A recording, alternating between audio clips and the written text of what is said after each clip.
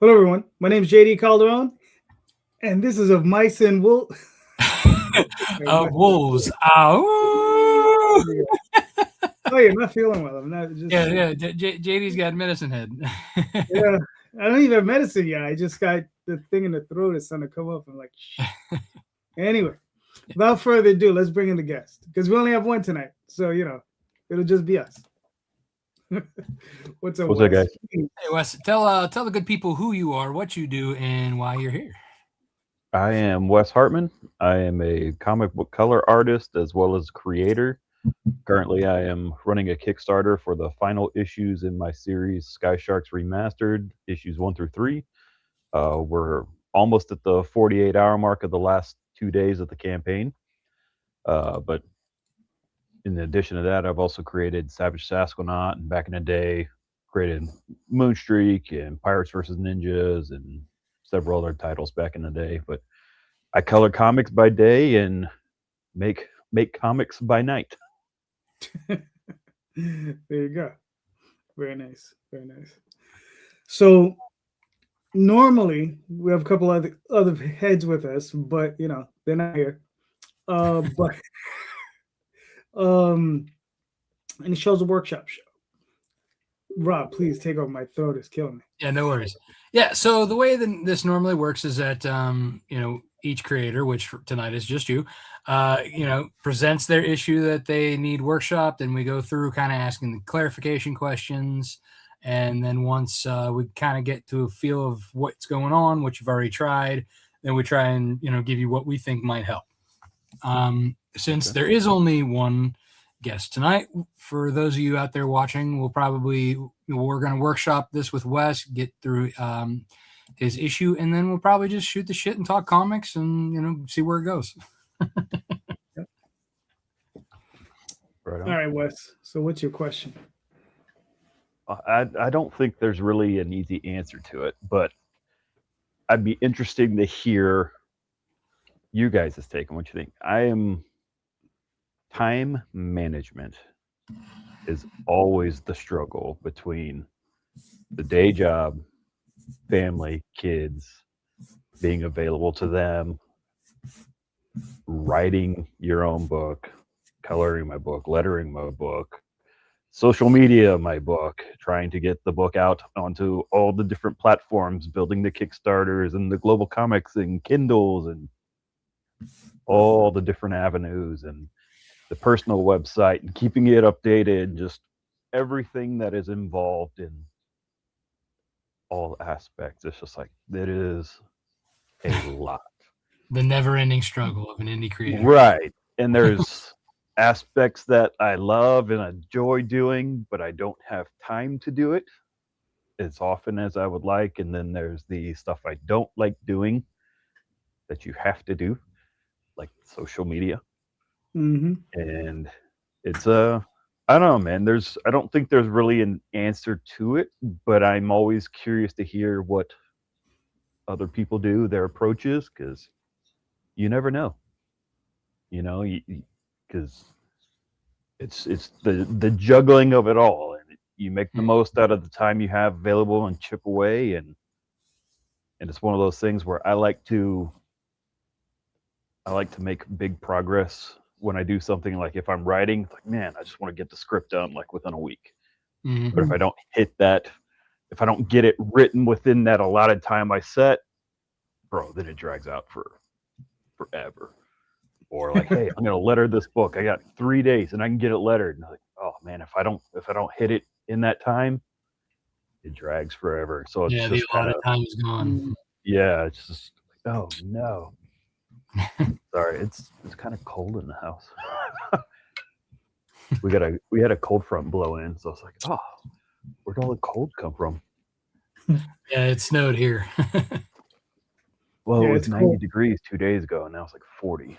Yeah, we were at 70, I think. Yeah, we hit 72. Yeah, So, we're 40. We're still in the 40s. It's coming your way, JD. If I got it, you're getting it. It's staying in the 40s. Nice. So, yeah, it's going up to 50 this weekend. Oof. Wow, we're old. We're talking about the weather. Seriously. Oh yeah. All right. I mean, this one's obviously pretty straightforward. Let's kind of, I think, chip away at the what you've already tried stuff, and then because this is something we talk about often with other creators. Everybody has their own unique situation on how to manage their own time. Like I said, others kind of suggest what they do. But yeah, like you said, this is kind of one of those things. It's like we'll see how it pans out and what can work for you. Maybe it will, maybe it won't. Again, it's a unique thing for everybody because we all have different time schedules and different family and work situations. So you've said that so that you do have like a lot of times that you squeeze in, but then once that time is run out, like is it like the same amount of time that you then switch to another thing, or is it always like kind of squeeze this in when I can? Or It's a lot of squeeze in when I can. The most like when it came to writing, the most successful probably stretch of time I ever had writing was I woke up before everybody else and I would write for an hour and a half for everybody, and that I got multiple scripts done. Well, at this point, like we're already waking up at 4:30, 5 o'clock, and my youngest is up. I was like, bro, I am not waking up at 3:30 to beat him. yeah. Plus at this point he's actually sleeping in my office, so it's like I can't even go work in there when he's asleep. So it's just like, so I had a real good rhythm where before my son was born and my daughter started school, she would wake up like 7:30 or whatever, between like 6:30 and 7:30, and so I wake up at 5, and I'd get anywhere from 1 to like 2.5 hours of just quality, like I'm only writing, and was super productive, and that was great. I didn't all the social media and everything, still terrible at, but that was really good. But I kind of even lost that time, and now it's even a struggle when I get moments. It's just kind of like even getting the writing done with just like, oh well, yeah, I've got this bit of let me write that down, and then it's just kind of I start chasing squirrels and rabbits in my head, and like, dude, like I just need to be able to sit down and do this, and then you sit down and do it, and then of course everything else comes up, starts to shrink. The ADD starts kicking in. It's like, bro, like it's the constant battle. It's like, I think I work better if everybody's asleep, but nobody's ever asleep unless it's the middle of the night. So Gotcha. I'm struggling that side, and just the managing it of it all, because there's the learning to do the things I don't know how to do, because I am not a web guy. So like updating my website and getting that stuff done is usually a job, and then it's so intermittent by the time, like, oh man, how did I do that last time? It's kind of like relearning what I did just to do the next part. Oh, there goes a day. I was like, oh, okay. And I make comics. We all make comics, right? There's not the extra income to go hire those people to do it for you. Like, yeah, you're good at that. You do that. And I've tried to bring in friends, and it's like, oh man, I want to do this and that. It's like, it'd be so cool. It's like, well, tell you what, you can come help me. I have these things to do, and I've got like a list. Like, you can help me with these things, and bro, anything that generates income, I'll cut you in on it. Like, I can't pay you, but if you get it done and then start selling something, you can have some. I don't know how much that'll be. Could be nothing, could be 10 cents, but the more you make, the more you earn, right? That hasn't worked out well either. No, it doesn't. Yeah. I've never like, I think the people who come into it thinking that they're going to find somebody who will like go into it with them and hope that they make money on the back end is very, very few and far between. Sure. Yeah. Sure. But as far as time management, though, I mean, obviously you got what little time you have. I mean, my suggestion is, I don't know,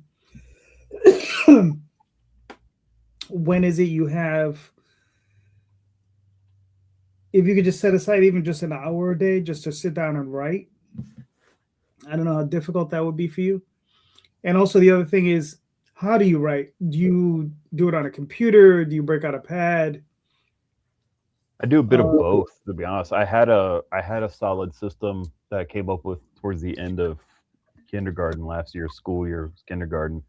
And when mhm. I'd sit in car line, I brought in a like pad and pen, and I would just write in there. And it's like that was really nice and just kind of like, yeah, that was invigorating. And then this year we're at a different campus and it's like 0.6 miles. So I'm like, I'm not gonna sit in the car, we just walk it. So I'm like, Mhm. oh, that kind of took away that little blurb of time, which is unfortunate, but it's better for the health.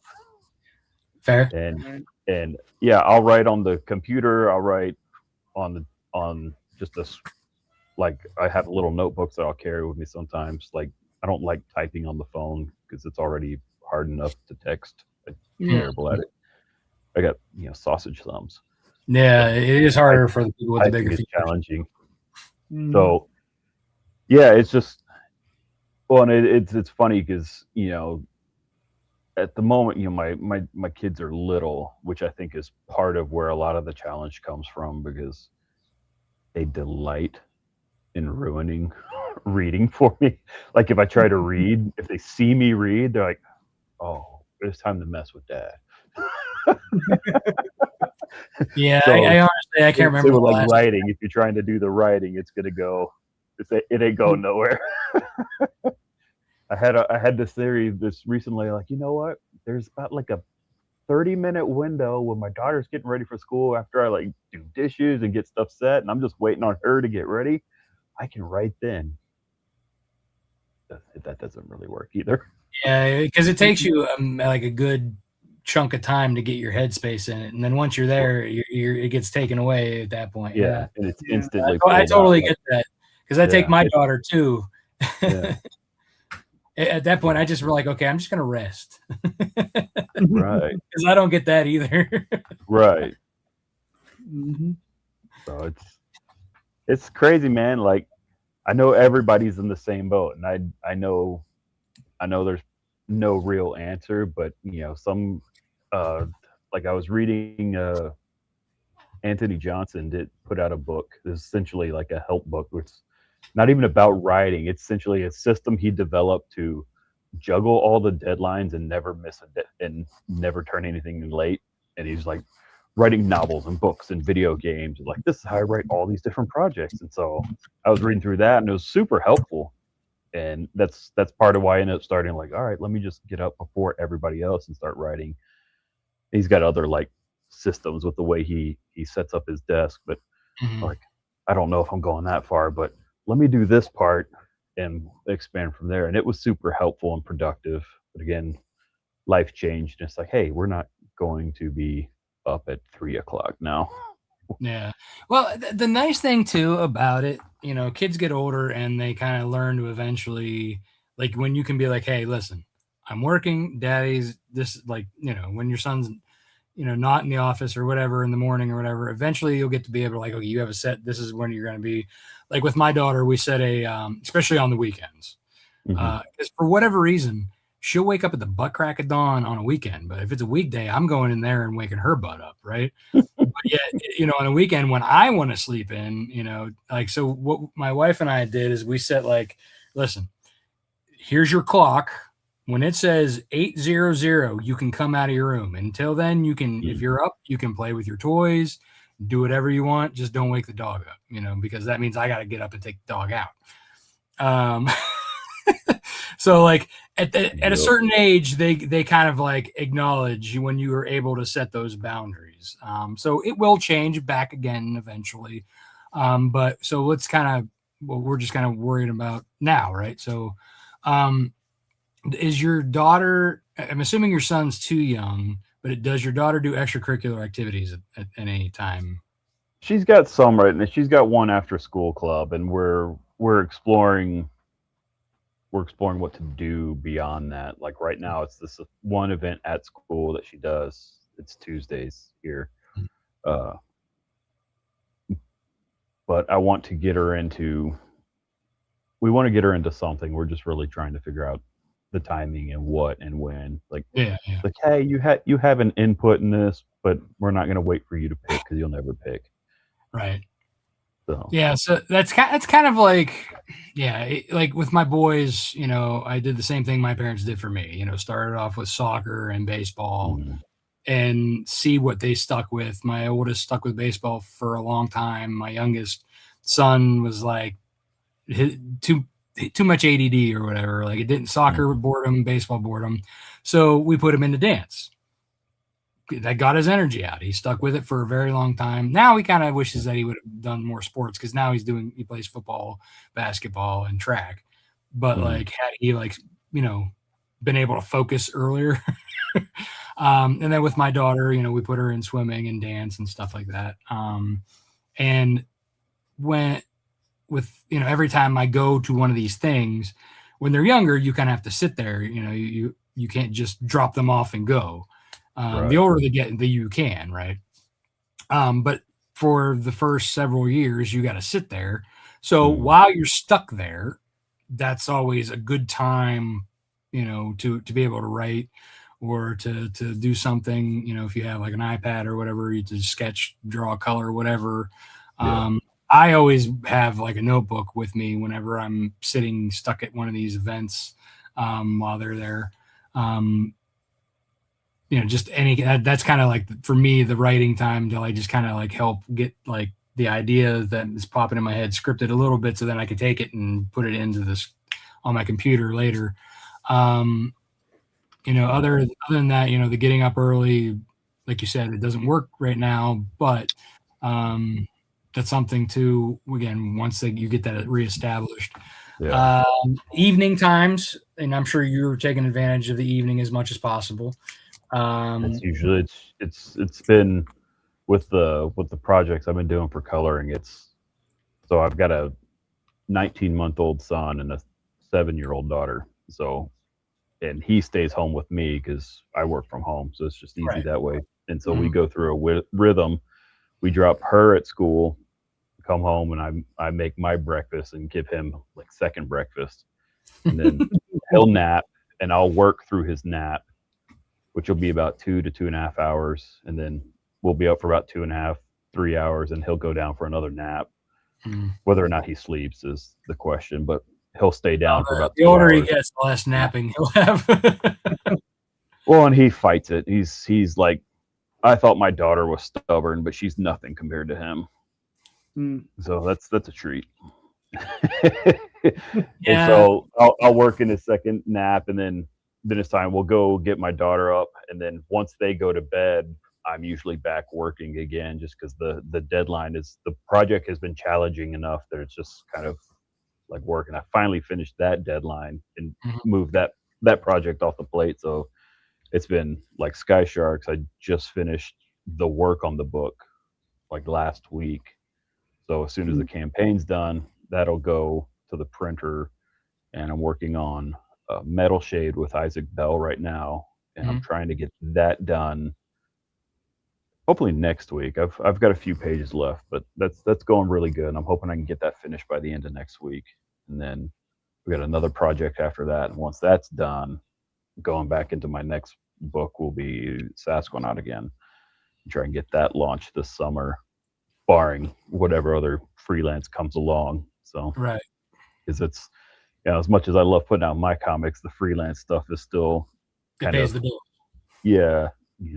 Car payments and repairs and all kinds of fun things, like extracurricular school and clothes. They don't stop growing. Children, they don't need clothes. That boy can eat. Oh my goodness, he can out eat my daughter at 7 years old, like when he wants to. It's like, bro, where'd it go? How did you do that? Yeah, boys will eat you out of house and home. Yeah, especially when they get bigger than you.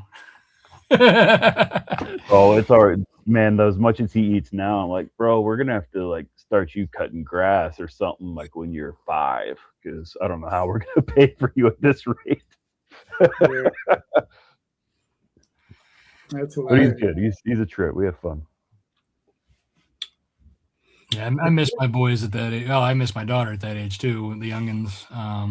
Don't get me wrong, like it's nice that they're all kind of independent at this point, but there's that certain age, like around like 2, 3, Yeah. that like you're the funnest, and I kind of miss that a little bit. I don't miss the diapers, that's for sure, but No, but yeah, no. Everybody kept talking about terrible twos when my daughter's around. I was like, bro, my girl just became amazing, and we had so much fun. It was like when she turned 4, that was like before she turned into a snot for a little while. yeah, 2 and 3. I felt the same exact thing. I felt like with my oldest, my boy, like he was perfect until he turned 4, and then he was a little shit Yeah, for a while, and then like still my most well behaved out of the 3 of them. Don't get me wrong, but there was that like and I think too that that was around the time that my ex and I separated, and then I was dating. Then I found my current wife, so that was a change for him. yeah, Yeah. No, yeah, it's like I said, especially when you're trying to get the thing. I know you like trying to get the big chunks. It feels more satisfying, but I also feel like the low hanging fruit might also kind of help.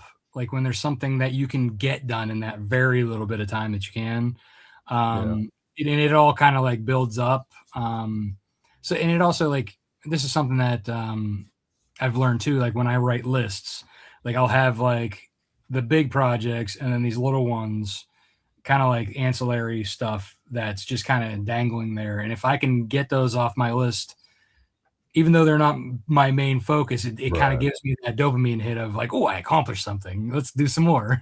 Well, and I'm feeling exactly what you're laying down. That's also where I'll get sidetracked because most of the low hanging fruit is, oh, let me start figuring out social media posts or this and that. And I'm like, yeah, that's done. But honestly, I'm so bad at it. I don't know that I get anything out of it. It's like I'd rather go do this over here. And so I actually took a break from social media because it was depressing me.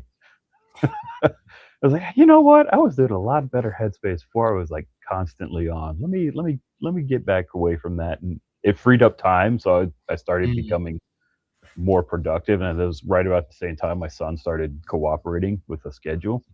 So I was like, oh, dude, now I'm actually like doing things. Okay, great, but there's just a lot. And that's just it. Like with social media too, like certain things kind of like are sort of important, but like you said, being productive and getting stuff done in the end is the most important thing. Yeah. So like when it comes to social media, if you have time to put out a quick, whatever, you have a bunch of graphics probably in the bucket that you could even just pull from. And past, like for me, like I have like a Trello board that I work with, and then I also like have Anita Lanning help me. But like I have past boards that I just recycle, just change the like Nightwolf number 11 just went out. All I do is change the number and then the date. You know what I mean? Like I just reuse shit. Yeah. To say that saves me time.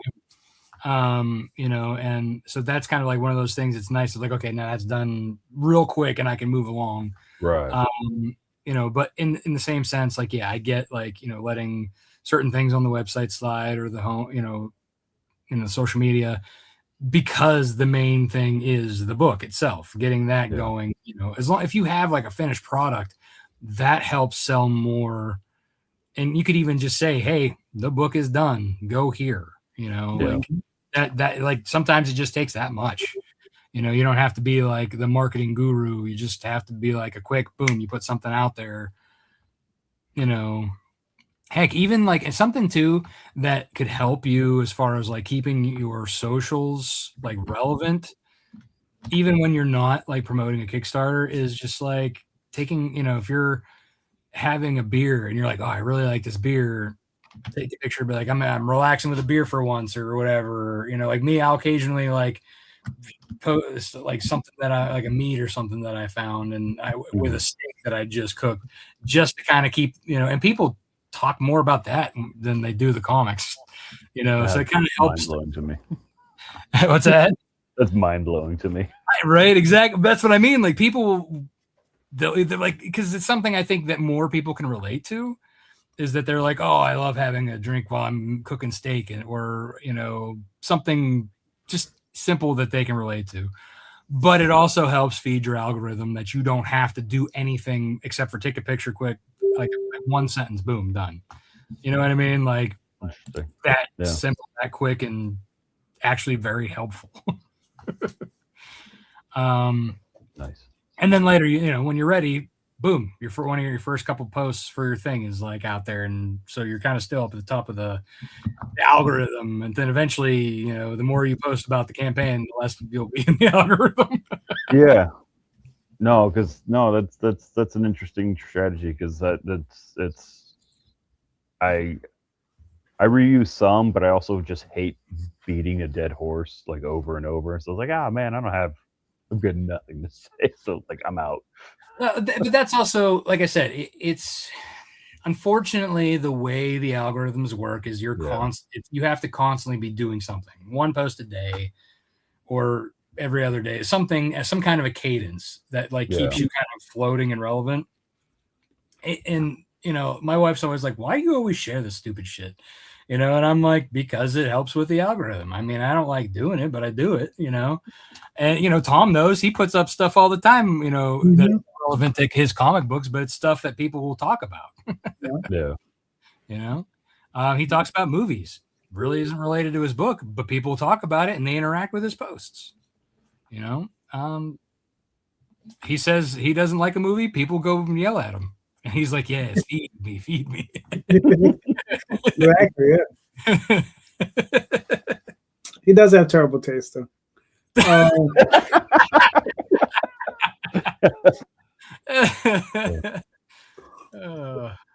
Only joking. He's like half right half the time, Yeah. I mean, he does make valid points about a lot of things. I mean, once you start picking them apart, they start to come apart quite easily. Well, I think most things do once you pull the seam, Yeah. Mm-hmm. I'm just saying that, so on Friday we're gonna, really get into it. I'll get into it on the other show. With him and Jay. Him and Jay, yeah. But I mean, those are a few things.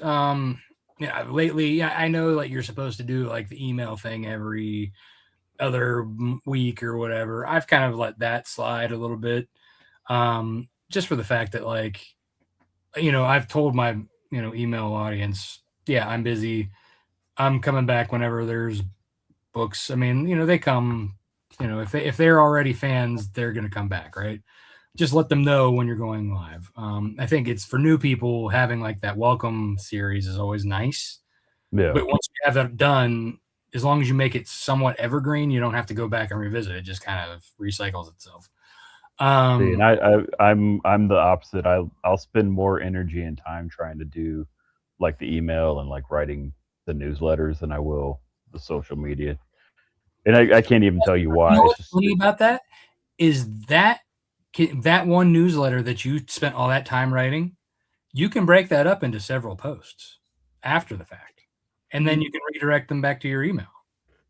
Like that's something you could do during the the non-Kickstarter launches. And again, you already written it. All you gotta do is copy and paste the chunks that are relevant, really. And I'm sure you have images in your email. Yeah. So I mean, that's again, recycle. Use what you have. You don't have to come up with new stuff. Right. Yeah. No, that's see, this is why it's a good topic, because it's like just different ideas, and I do try to reuse as much as I can, because the most of what I can just is the lack of time. So even just getting other ideas like this is beneficial.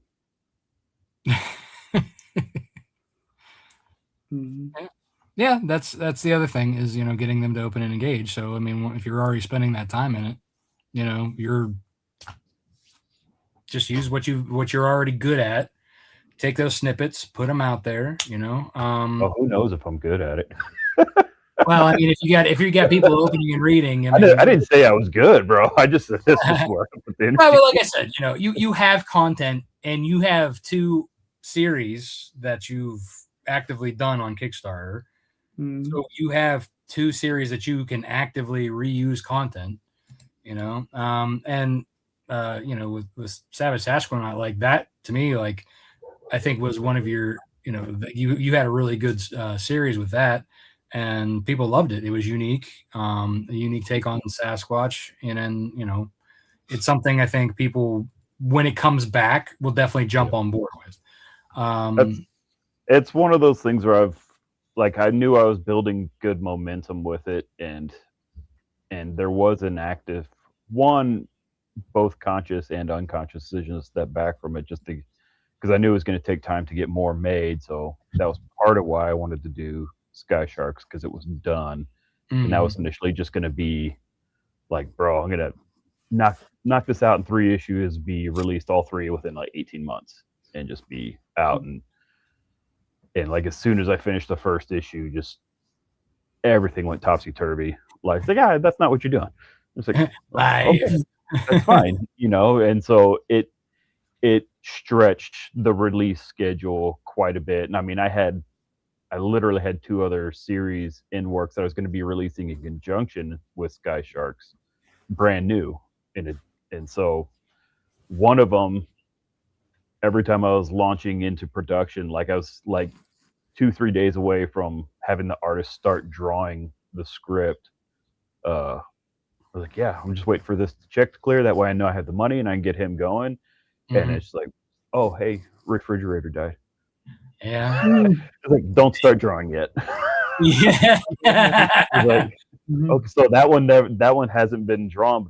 One of the other series is another 3-issue mini series. The first issue has been drawn, and that one, if life goes correct this year, will hopefully come out at the end of this year, and I'll launch that number 1 this at the end, if not early next year at the latest. But trying to get a bunch of stuff out and done while continuing Sasquatch. That's finally starting to move a bit better, because it had good progress and then just completely stalled out, and then we started moving again and then stalled out again, and now we seem to have a pretty good rhythm that should take us through another couple issues at least, and then we'll revisit from there. But I mean, it's looking great. I can't wait to bring it back and get it out. But I mean, it was gaining really good momentum. And like, Rob, you and I were like neck and neck. Like, we kept releasing like right at the same time. Yeah. And we were, and I know your last campaign just performed fantastically. I'm like, man, I wonder if I was still doing Sasquatch issue 12 or whatever it was that would line up with what your last issue. I was like, wonder where it would be right now. You know what though? It kind of so in 23, it was like this. It came down, plateaued a little bit, and then this last one just kind of came back up. So I think it just, a lot of it too depends on the economy at the time, right? But I really do think though, like once you get another issue of Sasquatch out, it'll really people are gonna be like, yeah. So you're gonna be like. And isn't Isaac taking over the illustration, if I'm not mistaken? Issue 7 is actually a few short stories. It's almost an anthology issue, because I had some stuff, some extra stories for the collected edition that didn't hit the stretch goal. Bro, I've literally got pages done. It's not a full issue's worth, but it wouldn't take that much time, that much more effort to get some extra stories done. And I had people like, yeah, I want to do something. I want to do like, great, man, this would be a really cool mix mash of stuff. And that partly worked. Like, most of everybody that like, I'm gonna do this, is like, great, let me know, like, let's do that. And then they just fell off the face of the earth. Okay, so issue 7's production ended up become a whole lot longer than it's supposed to. And it's like, you know what, bro, like, I'll finish it. I'd say I figured it out. And then Isaac and I were talking about the latest metal shade, and he's like, we made a mutually beneficial deal, and so he's drawing kind of the last short story to fill out the rest of issue 7. Nice. And then issue 8 has like 8 or 9 pages left to be drawn. It's a 30-page issue. It's it's being drawn by Craig Babiar, who did all the B covers from Volume 1. So he did, and bro, the pages are mind blowing. Like he is. Yeah. I remember the art from the covers. He did a great job. Yeah, and this issue has been issue 8. He drew one of the short stories as well in issue 7, but issue 8, it's all him, and he's just doing amazing work. And I did not make this issue easy for him. There is a lot of design, a lot of stuff. Not your job. And so I got to turn around and color it too. So it's like, it's really great to write it, but then when I got to help do the art, it's like, it's one of those where he's crushing it. It's like, man, I just can't wait for people to have it. Like, I want to get stuff done so bad just to put that one issue in people's hands. And trying to finish off the script for issue 9 so he can roll right into that. Issue 9 is actually co-written by my editor, because he gave me this really good idea. I'm like, yeah, I'm gonna write that. That's great. And it's like, wait, why am I gonna write this? Because he and I co-wrote a series several years ago. Like this is your idea. Like, start us off, man. Start us up. You write this, and we'll do it. We'll tag team it like we did the previous series, and that was a lot of fun and worked really well for both of us. And so he's done his part on 9. I need to go through and do my part and finish that off, and so Craig can roll right into that. And so between Sasquatch 7, hopefully by the time Sasquatch 7 launches on Kickstarter, 8 will be drawn. Nice. And then 9 should be in production, but I'll also be launching my other sci-fi horror book that I'm doing, miniseries, later this year, hopefully, or beginning of next at the latest, and just kind of bring that in and just trying to get back to having stuff come out. But bills will dictate more than anything, I think. I mean, that definitely is a big deterrent. Yeah. It's like, hey, as long as I can, if we can get momentum going up, we'll it can help with all that, and I can make more books more often. That's the goal. It's just like, keep the momentum up, but when you get derailed, it's like it's been several years now. Like, was it like 4 years since the last new issue of Sasquatch came out? Like, I had the trade, but it's been like 4 years since the last new issue, and it's just kind of like, man, where's the momentum? How's the momentum going to go? Bringing it back. Like, I'm hoping it's not square one. I really don't think it will be. I mean, you have an audience already, especially on Kickstarter, for that book particularly, and you can always use backer kit launch to kind of collect that all up. And then there's the individual campaigns, I mean, that you can kind of sprinkle throughout.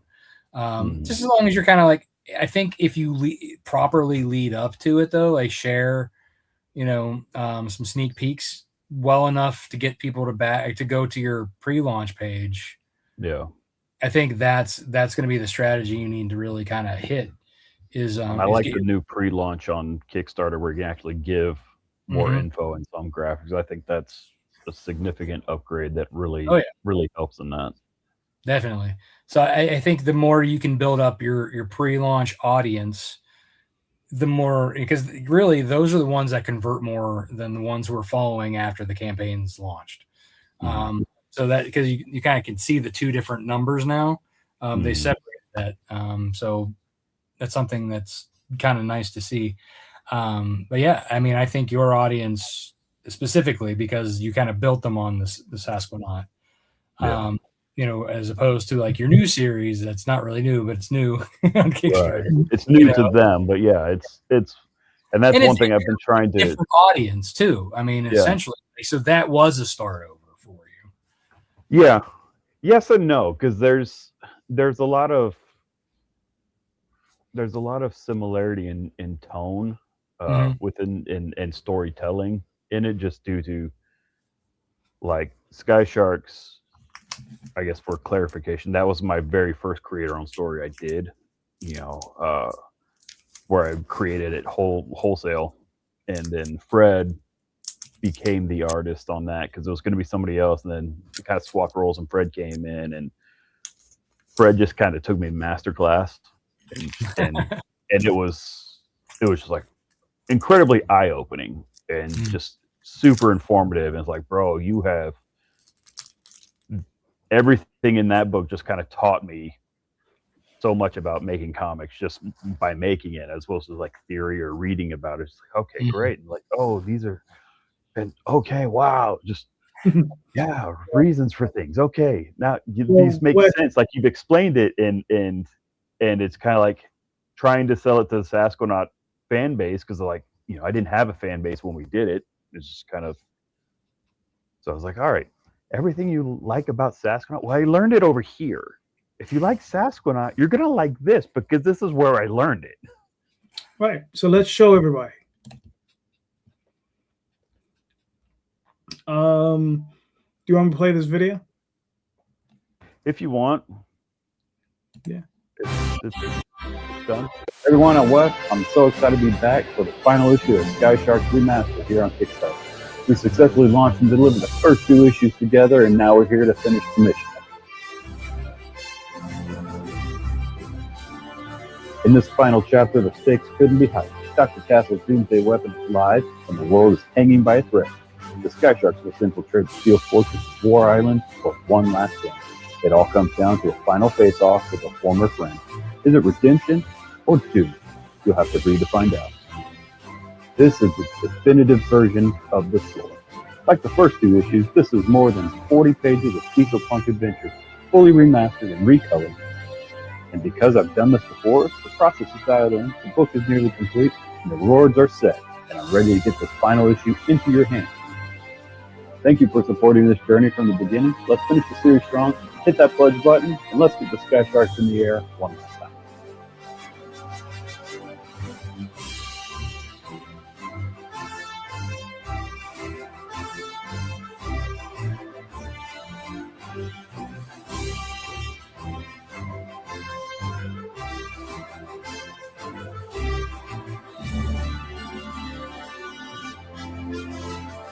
Probably my shortest video to date. Whatever. I mean, it works. It's effective. It's, like it doesn't have to be long. That's the thing. Like I think a lot of people anymore are like, I'm not doing a video, but like it doesn't really have to be that long. It just has to be something, I try to usually hit around like 2 minutes, and I think that one's clocked in at like 1:10. Perfect. If you go, you can look at the stats too, and it's just like how many video playthroughs and how many people finish it is just it's staggeringly low. Yeah. Like, when I was doing I keep it short. Well, I wonder if it's the credits though. If they stop before because once it gets to the credits, they're like, I'm not reading that. Right. Yeah, that's true.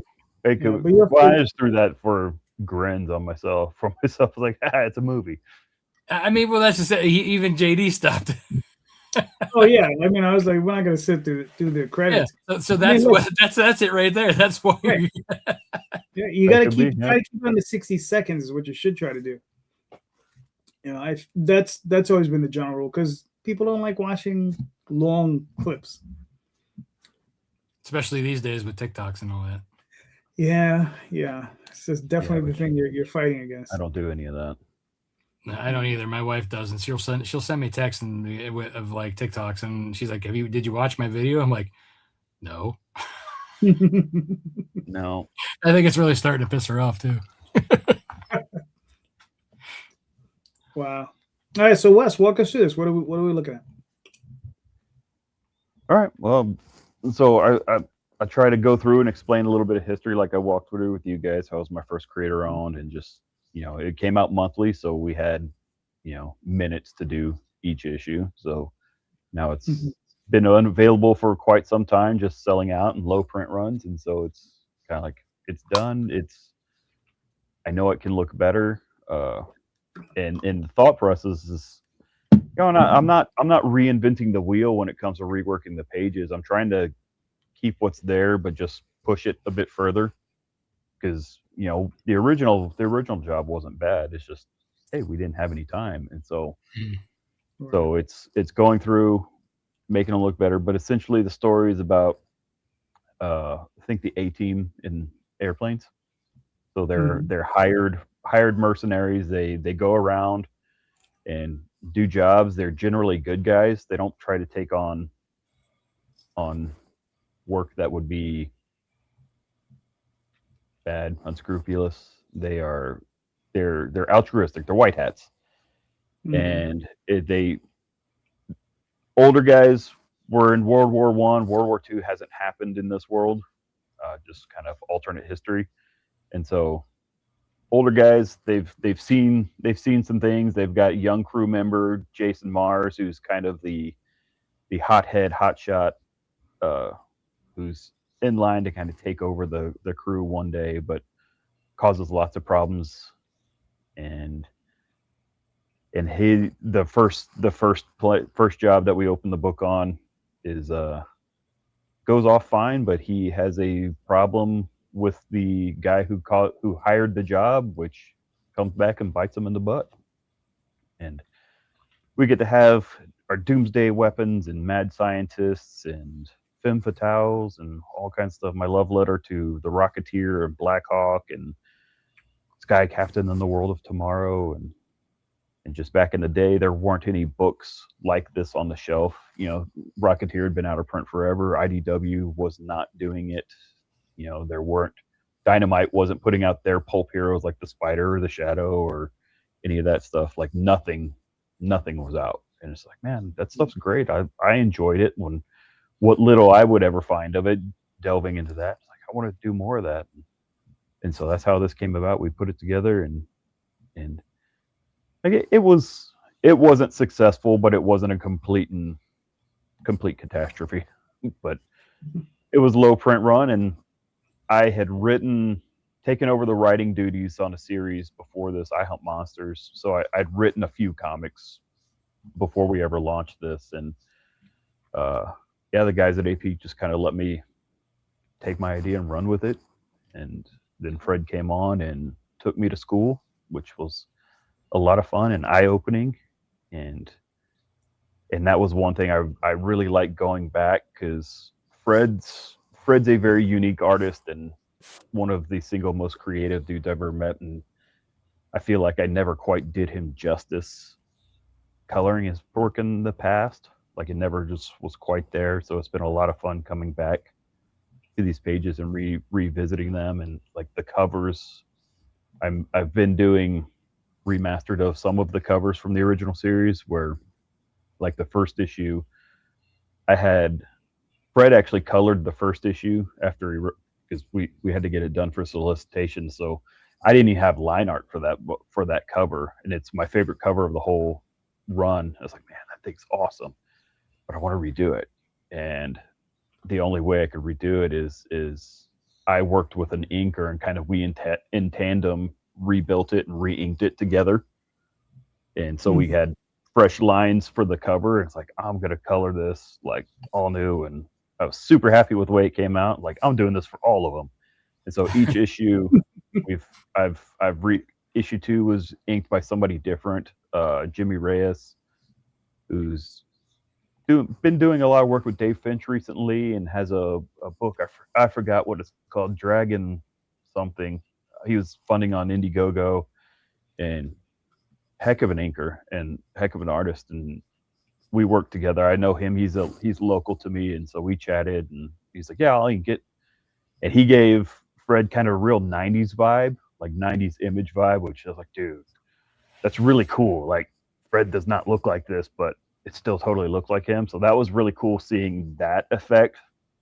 And Right. then this issue 3 cover, I actually inked it. I was like, let me do it because I didn't know who else to do it, and I've been inking more lately, just trying to build that skill set, just trying to do different things. And so I was like, let me do it. And that was actually the first time I've inked in Clip Studio because I've been doing a lot of traditional inking. Like, let me try this. And using Jimmy Reyes's Clip Studio inking set that he developed, which was really cool.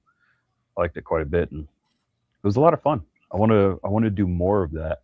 And again, that comes back to time because it's not just doing the stuff. I do try to draw. I do try to do things like that. Try to ink and just expand the knowledge base and the skills where I can. But if I'm doing one of those, I'm not doing something else. So it's always like, where do you pick and choose what to do? But it's fun, man. I hadn't read this series in so long, basically since it came out. I was kind of cringing at the thought of reading it again because I was like, I don't know if this is going to be a good idea. When I read it, I'm like, dude, this is so much fun.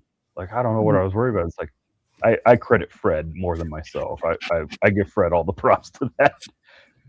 But no, man, it's been a lot of fun working on this, and it's like, man, you kind of like, what would I do if I could do more? What would come after that? Kind of chasing that thread and curious where it go, but at the same time, I don't want to do any without Fred because especially coming back and rereading it and going through, I'm like, yeah, there's a lot of Fred in here. It's I can't say I created it because it's full on co-creation, like, because he had a lot of input and he's just the artist, and I'm like, bro, you were so more than that. You've just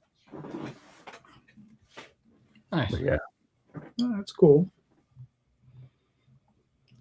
So I mean, I like it. Good times. Yeah, it looks good. So after this, you're going back to Sasquatch. Mm-hmm. And then Yes, sir. you're the writer and colorist on that one, or are you doing the art? Writing, coloring. I'm going back to lettering it. Is the lettering just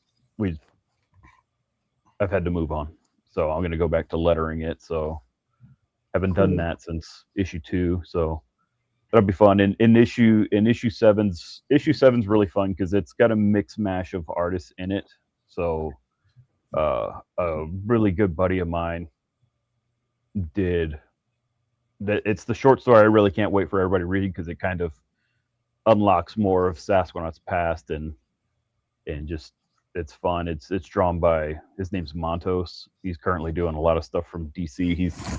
We did a couple series way back in the day, some creator-owned stuff, and he's just exploded and doing all kinds of really cool work these days. And he's just like, yeah, I can do a short story. And so it's really cool seeing him do that stuff because he just gives it a whole different vibe. And it's really, really fun stuff. And then Greg Babiar has a short story that's the origin story of Trax. And Trax is one of the characters who just loves to pick fights. And so his origin story is really, really fun. And there's another story that touches on one of the characters that was at the end of Sasquatch.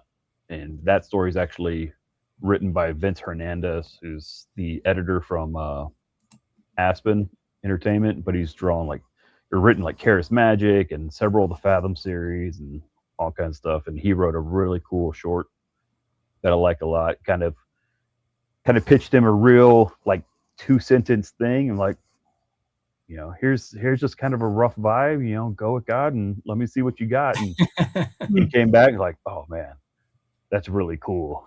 That's really cool. That's a lot of fun. And so I'm really excited for people to get into that. And then Isaac is jumping on doing a good kind of continuation for some of the side characters after issue 6, kind of advancing a little bit what's going to happen with them that we'll touch base in later issues. And I've got like 30-40 plus issues mapped out roughly already. So there's a lot to do. So it's past time to get back on it. And Craig is just drawing his butt off.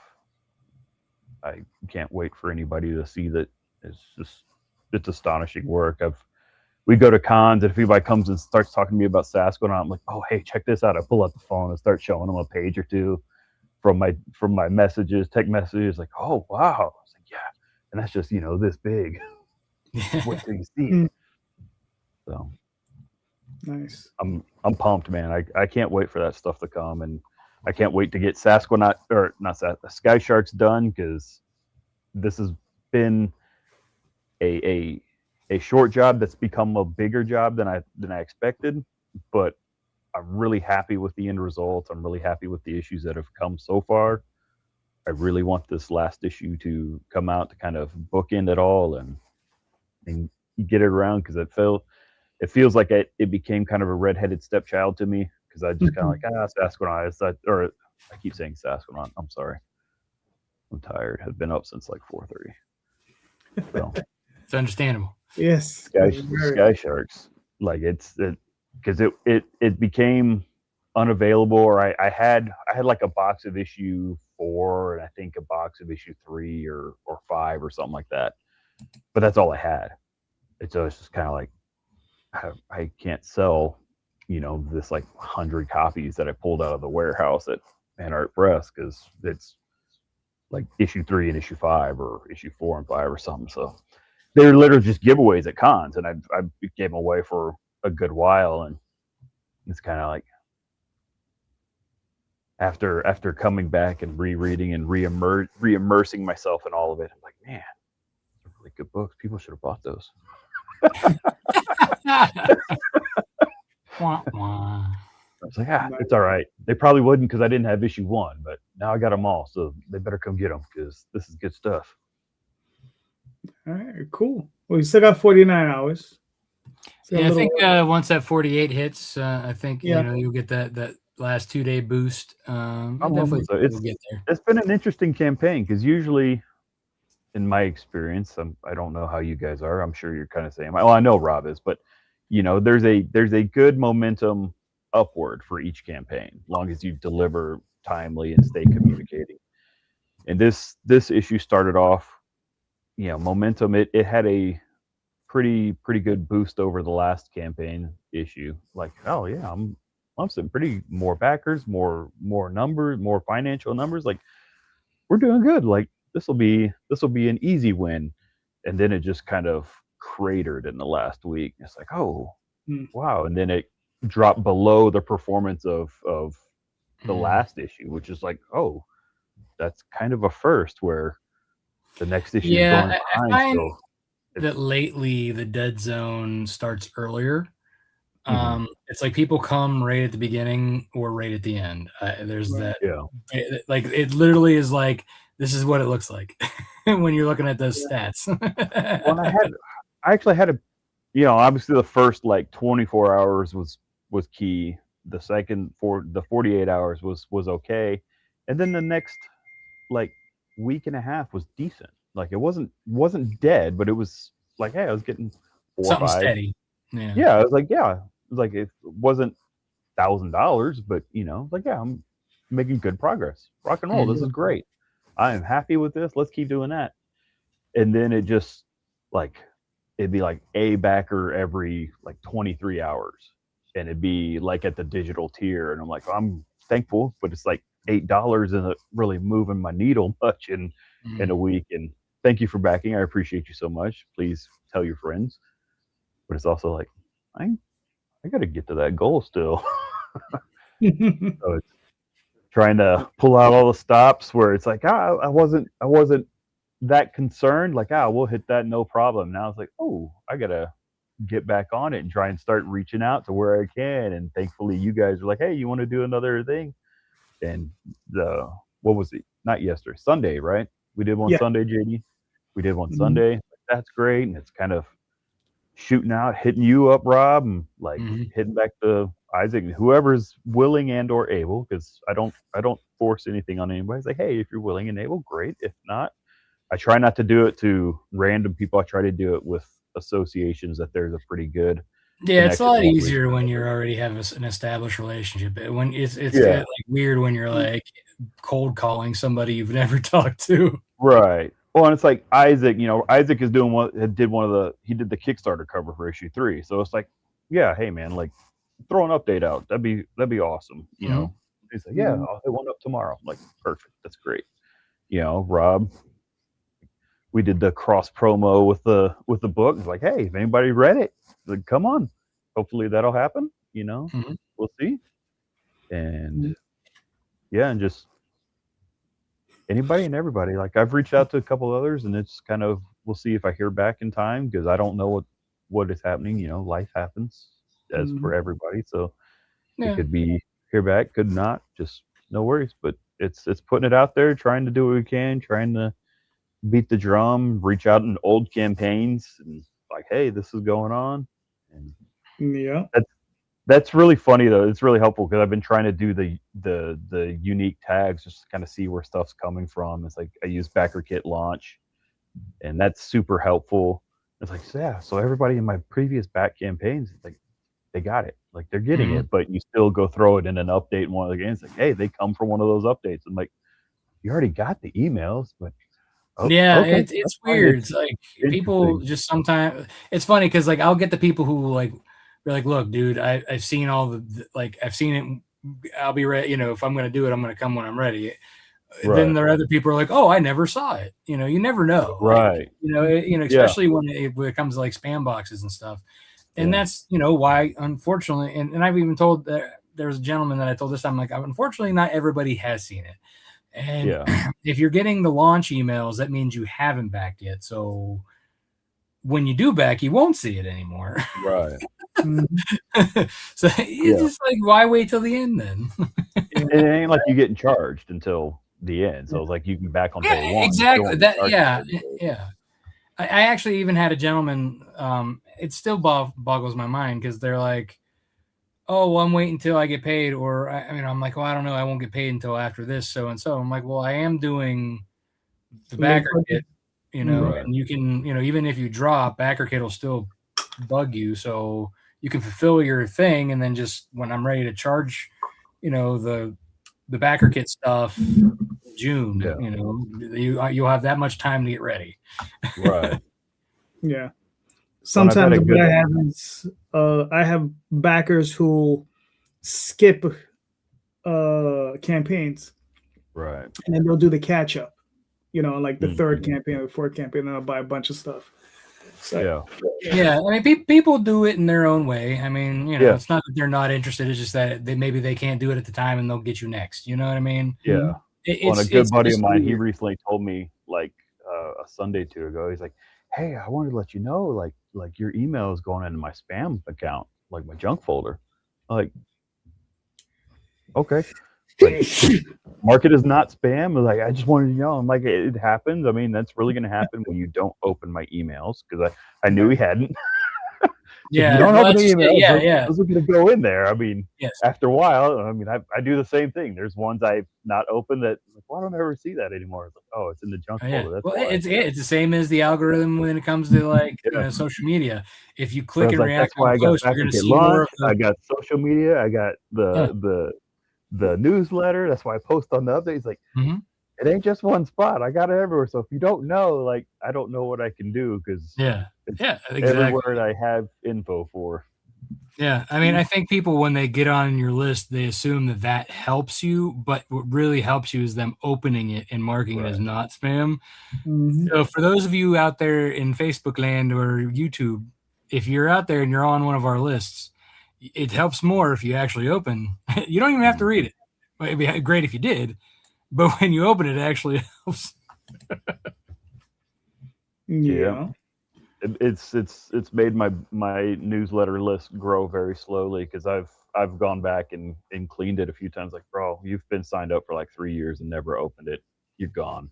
Like I'm done. That's just it. Yeah, the longer they sit on there and don't react to it, the more it hurts. So I mean, and I try not to do that, especially when people are backing a campaign and like, I want to be on your newsletter. I was like, okay. I mean, obviously you're putting your money there. Like, I don't want to not have you a part of it, but when it gets to that point where it's like, bro, you have never opened that email, and then like every campaign, you're like, yeah, I want to be on it. Like, well, you are on it. You just have to open the email.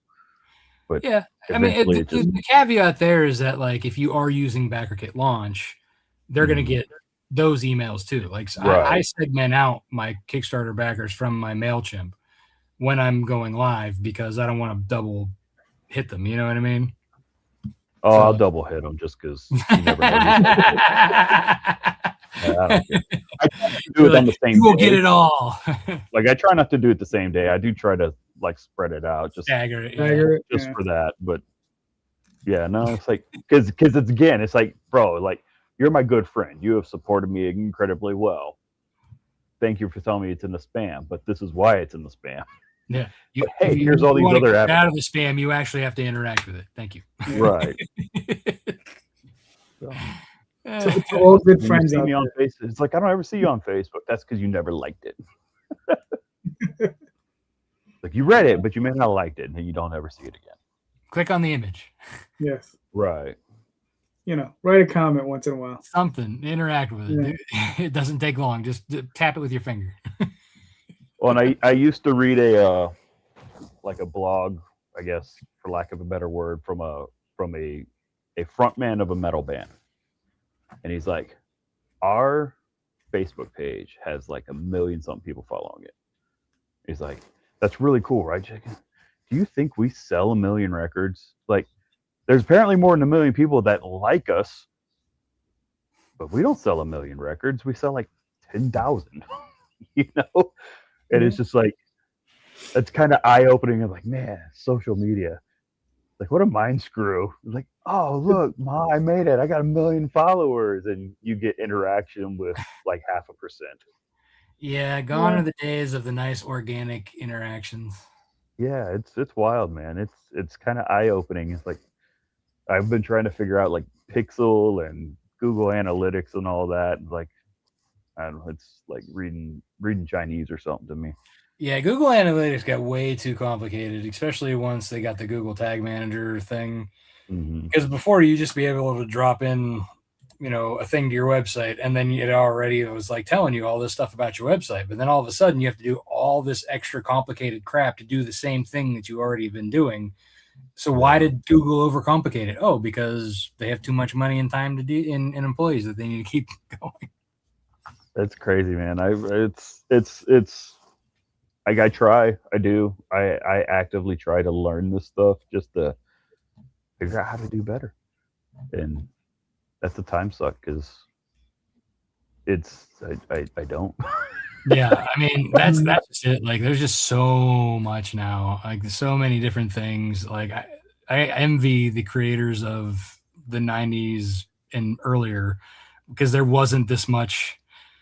They made the books and that was it, right? There was a couple of interviews here and there, but like they didn't have to deal with social media. They didn't have to deal with all these different things, silos, emails, like we're like you had our like it's probably good that we have ADD because we're like, all right, I got to deal this. Mm-hmm. Because we're fractured. Everything is fractured. The attention is everywhere. By design. Yeah. This isn't good. For sure. Shit. All right, gentlemen. I mean, we ran the show for about 1 hour and 10 minutes. I think that's good. Right. So we did a pretty good stint there. Actually, let me pull something up real quick. Because like I told Rob earlier, I'm getting into the business. So this is Rod Espinosa's campaign where Daphne and I are running through ICN. Oh, nice. And this is Adventure Finders. So this is a web comic. He's been running for a few years. And he's had it over in Antarctic for a little while. They were running it. And this is the first compiled edition. So this is, I believe, the first 5 issues. It's going to run probably close to 220 pages. And we're probably going to launch probably in the next 3 weeks or so. And this is going to be pretty cool because Rod, like I said, he's out of the Philippines. So he's not able to do it himself. So, we'll be doing this for him. So it's going to be a lot of fun. So bro, me and Rod, we used to hit the Mexican restaurant for lunch every day. Rod's my boy. Yeah. I know Rod forever. Mm-hmm. Cool. Ask him when he's going to do Neotopia, man. That's what I want, the new printing of that. Oh, okay. That's like comic level elite masterclass right there. That book's amazing. All right, cool. We'll see how this one goes. Maybe we'll get honestly, I think it's going to do very well, especially, it's a well-known thing. It's a collected edition. Mm-hmm. I think this will probably be maybe not Tenchi Muyu levels, but it'll be like it'll do pretty well. Yeah, the Tenchi Muyu.